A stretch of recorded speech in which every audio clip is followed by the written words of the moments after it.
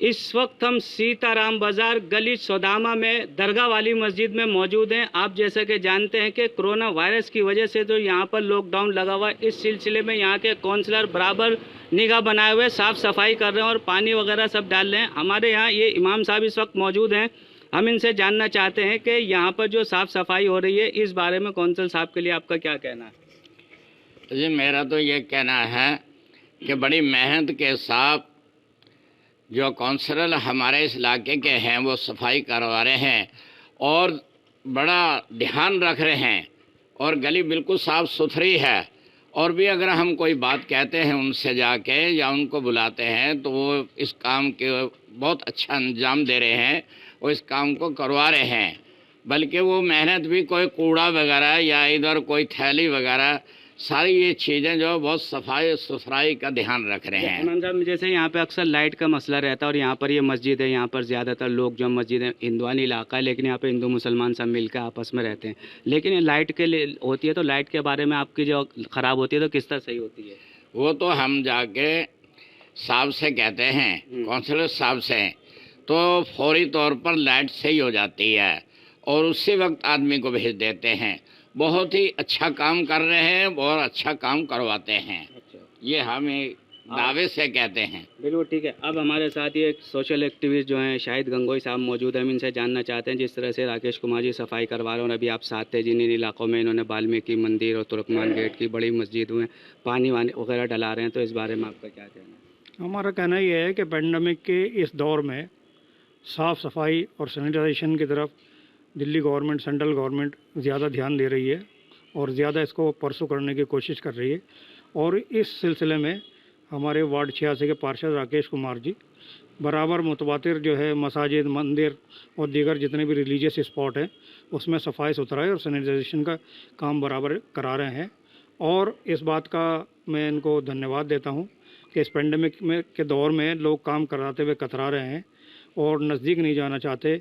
कोई बहाना ले लेता है कि लेबर नहीं आ रही है। इस सब के बावजूद सारी परेशानियों को देखते हुए जिस मजबूती के साथ, मुस्तैदी के साथ ये काम करा रहे हैं, ये धन्यवाद के पात्र हैं। क्योंकि ये कोरोना काल के अंदर लोग कह रहे हैं सोशल डिस्टेंसिंग भी होनी चाहिए, ज़रूरी है। वो जितने भी प्रिकॉशनरी मेजर हैं वो लेने चाहिए। इसके बावजूद ये फ्रंट लाइन के लोग हैं, अपने फ्रंट लाइन पर आकर ये काम कर रहे हैं अपनी ज़िंदगी को ख़तरे में डालकर।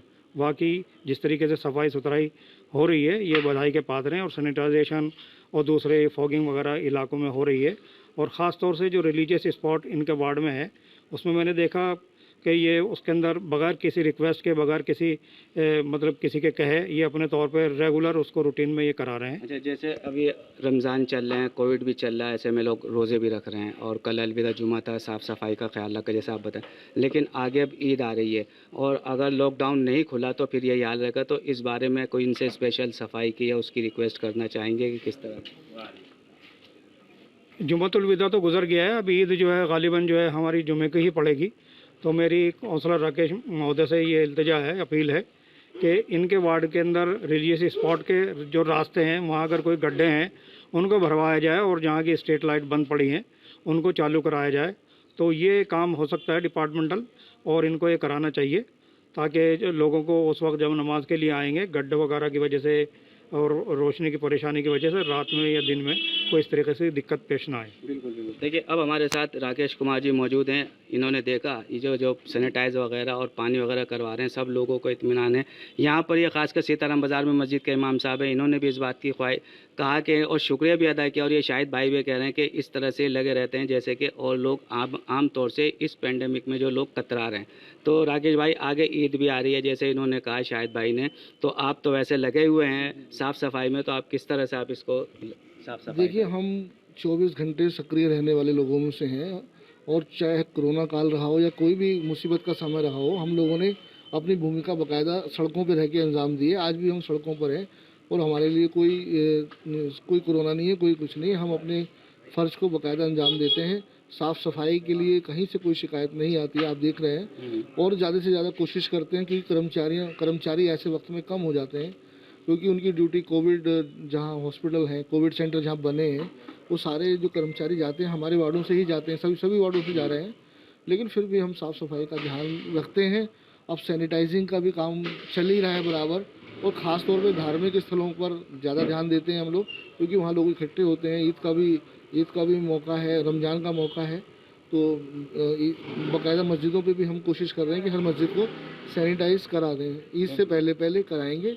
और जहाँ तक लाइटों का ताल्लुक है, लाइटें भी हम लोग ज़्यादातर कोशिश कर रहे हैं कि जलती रहें। हमारी तो दिन में भी जलती हैं, हमारी एमसीडी की खूबी है कि रात में भी जलती है, दिन में भी जलती है।